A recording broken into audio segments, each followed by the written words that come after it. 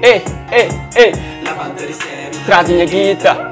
É mori pessoal, mori em está direto. Espero que está feliz. Sim, e que o dinheiro, mori nas músicas passa flama dinheiro para trazer felicidade. Se você acredita, basta vir a paz para mori as músicas está para bem e se te promete. Se te falam de Tim Montana e Toro, eles já chegam de encontrar na música que também faz sucesso, ou não? Parece uma boa.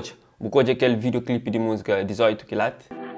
18 quilates na dente, ringa vinga ngarapendi, baguese que estava contente, gosto tudo sanha cliente. Epa, que rapaz está ostenta, isso é que é segredo para ninguém. Mas imagina 3 leões num videoclipe. Exatamente. Timotana está rodeado de leão nesse novo tema que está para sair, que chama que o flama dinheiro é canada.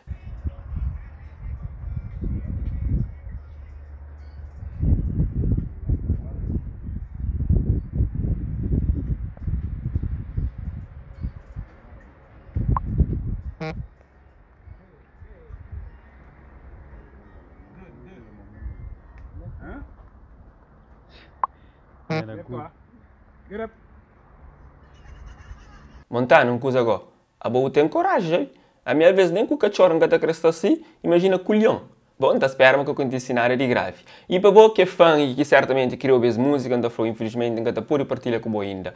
Uma música ainda que sei. Ah, não sei na maio não. Espera junho. Junho falta pouco. Essa música está a ser lançada. Exatamente. Tem Montana Fit Toro. Nós fica ciente, pessoalmente, solidamos aquele cheirinho e põe-nos a par de coisa que está para bem. Para morrer que tudo dia que não estou, um cabo verdeano está lança videoclipe com o leão.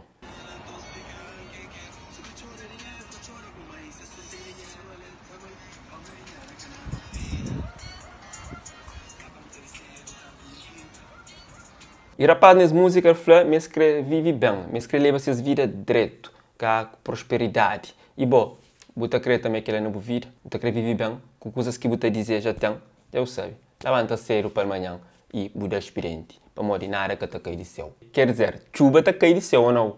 Deus, nos dá chuva para cobrir esta terra de verde e dá fartura, que o povo te deseja. Bom pessoal, por hoje é tudo, eu sei, me espero no comentário, te deixa a boa opinião e fala, dinheiro te traz felicidade ou não? One love.